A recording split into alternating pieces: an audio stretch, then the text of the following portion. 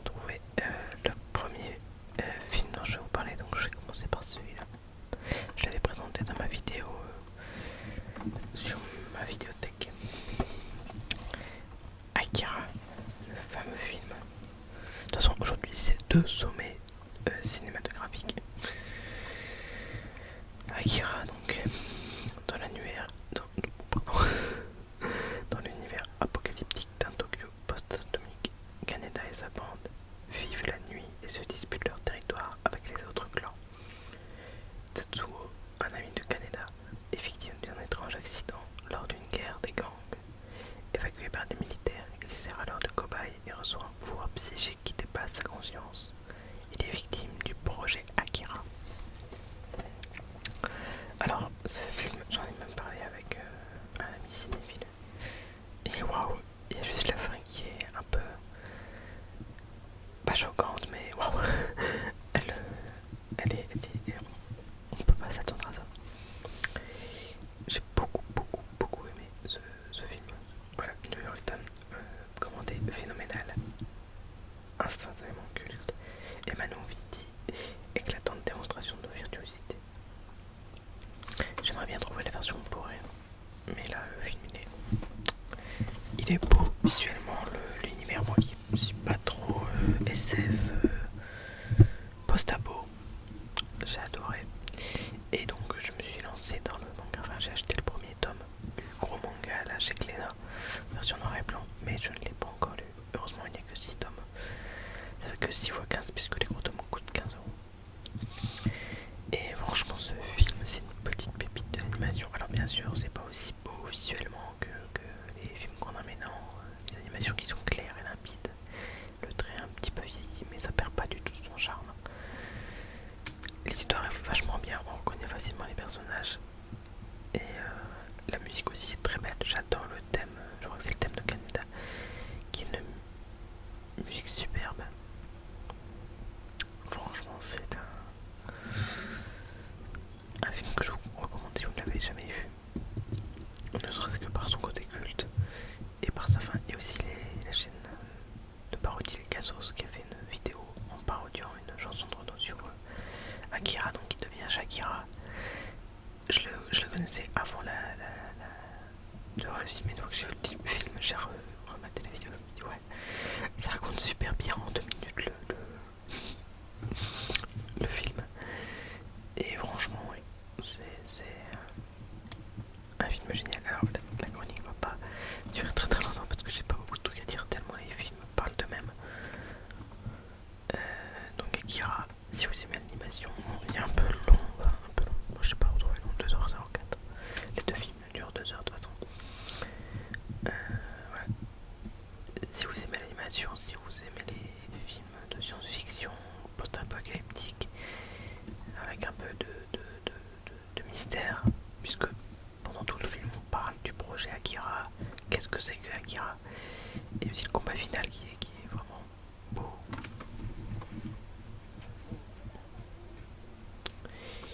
Et donc voilà, c'est vraiment un très bon film, j'ai beaucoup aimé, c'est ma dernière grosse claque, enfin, vu que j'ai vu le deuxième film dont je vais vous parler. Alors je vais pas tout de suite vous le montrer, je vais vous lire d'abord le résumé. Pour beaucoup, c'est le plus grand film de tous les temps. Roger Ebert, Chicago Sun-Times. Ce film a marqué à tout jamais l'histoire du cinéma et fut élu meilleur film de tous les temps par l'American Film Institute. Mêle une technique cinématographique éblouissante avec une intrigue tout aussi fascinante. Le mystère entourant le mot soufflé par un mania de la presse sur son lit de mort. Bouton de rose. Alors pour ceux qui ne l'avaient pas vu, je vais bien sûr vous parler de Citizen Kane d'Orson Welles sorti en 41 et Bouton de rose, le fameux Rosebud. Alors je l'ai vu hier, j'ai vu moitié, la moitié hier, l'autre moitié hier. Alors meilleur film de tous les temps au niveau technique, au niveau de l'histoire, bon, on a trouvé mieux, mais au niveau technique, je comprends son rang, puisque niveau déjà du scénario, de comment le film est fonctionne super bien.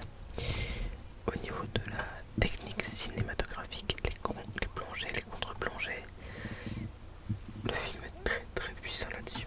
Le jeu des acteurs aussi, bon, Orson Welles qui joue Charles Foster Kane, il est excellent, il n'y a pas tout là-dessus, mais c'est surtout la maestria de ce film pour le premier film du réalisateur. Wells s'est inspiré par le théâtre et ça se sent. Il y a une scène qui m'a beaucoup touché, c'est la scène vers la fin où il discute avec sa deuxième femme, où il y a une distance entre les deux personnages, où Orson Welles c'est tout petit et il y a les chant contre chant pour les deux personnages. Je trouve ça absolument fabuleux. Aussi les plongées et les contre-plongées sur Kane, qui sont vraiment très bien pensés. Et aussi la vision qu'on a en fonction de qui raconte l'histoire, parce que c'est une histoire à plusieurs narrateurs en fait, ça se délie. On a une histoire globale au départ et après on a plusieurs narrateurs qui racontent. Et il y a aussi le... Alors c'était tellement... ce film est tellement culte que je connaissais déjà, je savais déjà ce qu'était ce Rosebud. Je me suis dit comment ils vont le trouver et voir comment ça finit. Je me suis dit putain ça c'est bien. Ce film est beau puisque la scène finale est très significative. Puisqu'on découvre enfin ce que c'est Rosebud. Enfin oui on sait mais à mon avis vous devez peut-être déjà le connaître. Voilà franchement c'est un peu long. Bon, les vieux films je comprends qu'on puisse ne pas aimer les films mais pour moi il m'a beaucoup touché. Bon c'est un film que je devais voir pour mon option de cinéma. Je ne regrette pas du tout. Sachant que moi j'aime assez bien les vieux films puisque là je vais bientôt me voir La Nuit du Chasseur de Charles Laughton. Et donc voilà. Franchement, si vous aimez bien les films qui sont beaux au niveau de la réal, regardez Citizen Kane, les jeux sur les plans, regardez là, vous voyez, avec l'affiche, on a le gros plan sur le visage de Kane. Et là on sort, bon c'est pas visible mais on a une contre-plongée sur le personnage. Et déjà rien que ça, c'est une scène mythique aussi. Mais franchement voilà. Et l'histoire qui est derrière, puisque je vais bientôt vous regarder, j'avais trouvé ça dans un piquage, le film Citizen Wells. Bon apparemment c'est beaucoup moins bien que Citizen Kane, mais ça raconte l'histoire du tournage du film. Alors je ne connais pas le pourcentage de véracité là-dedans, mais ça a piqué ma curiosité. En plus voilà, produit par Tony Scott et Ridley Scott. Donc voilà, un incroyable thriller à Hollywood avec Liv Schreiber, Scream 3, Hurricane Carter, bon Scream 3, voilà, Melanie Griffith, Cecil B. Demented, la tête dans le carton à chapeau, on connaît pas, et John Malkovich, Jeanne d'Arc et l'ombre du vampire. Donc voilà, je vous ferai peut-être un petit retour sur Citizen Wells, mais en tout cas Citizen Kane et Akira, c'est deux sommets cinématographiques, du cinéma général, de l'histoire du cinéma, puisque tous les effets qui ont été utilisés, et l'autre un sommet de l'animation.